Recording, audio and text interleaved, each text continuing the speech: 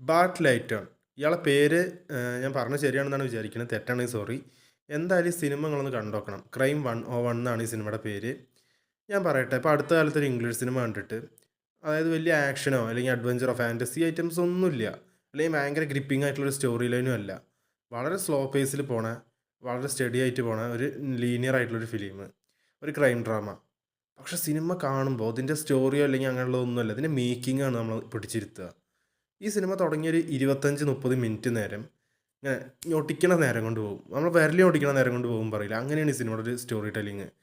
ഭയങ്കര റേസി ആയിട്ട് പോകുന്ന സ്റ്റോറി ടെല്ലിങ്. അതേപോലെ മ്യൂസിക്കും വേറെ ലെവൽ മ്യൂസിക്. ഇതിൻ്റെ കട്ട്സ് വെച്ചതാണെങ്കിലും ശരി, ഇതിൻ്റെ എഡിറ്റ് ചെയ്തതാണെങ്കിലും ശരി, കളർ ഗ്രേഡ് ചെയ്താണെങ്കിലും ഒക്കെ ടെക്നിക്കലി ടു ഗുഡ് ആ സിനിമ. ഈ ഡയറക്ടർ ഫസ്റ്റ് ഫീച്ചർ ഫിലിമാണിതെന്നാണ് തോന്നുന്നത്. അതായത് വലിയൊരു കാസ്റ്റിനെ വെച്ചിട്ട് അത്യാവശ്യം ബഡ്ജറ്റ് എടുത്തൊരു സിനിമ ഇതാണ് തോന്നുന്നുണ്ട്.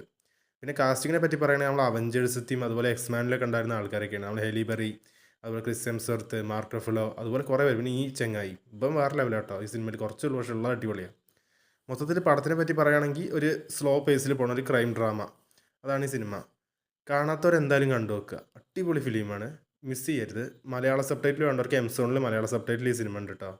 വേണ്ടവർക്ക് അത് വെച്ചിട്ടും കാണാം. ഞാൻ അങ്ങനെയാണ് കണ്ടത്. എനിക്ക് വലിയ രീതിയിൽ ഇംഗ്ലീഷ് മനസ്സിലാവില്ല, അതുകൊണ്ടാണ്. എനിക്ക് ഈ സിനിമ നല്ല രീതിയിൽ വർക്കായി. പ്രത്യേകിച്ച് ഇതിലെ ചില ചേസ് സീക്വൻസ് ആണെങ്കിലും അതുപോലെ തന്നെ ഇവരുടെ ഈ ഇതാണ് എന്താ പറയുക, റോബറി ഫിലിമാണ്. അവിടെ ആയിട്ട് മോഷണങ്ങളും കാര്യമൊക്കെ കാണിക്കുന്നുണ്ട്. അടിപൊളിയായിട്ട് അത് ചെയ്തുകൊണ്ടിരിക്കണമൊക്കെ ആ സംഭവം. അതുപോലെ ഇതിൻ്റെ ഒരു ക്ലൈമാക്സ് ഒക്കെ നമുക്ക് വല്ലാത്തൊരു ഫീൽ തരും.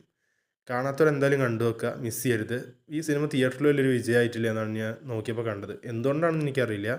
ഈ ഡയറക്ടറുടെ പേരൊന്ന് നോക്കി വെച്ചോളൂ. ഇയാൾ വേറെ ലെവൽ ഡയറക്ടറാണ്. നമുക്ക് അടുത്ത പടമായിട്ട് കാണുന്നവരെ ബൈ.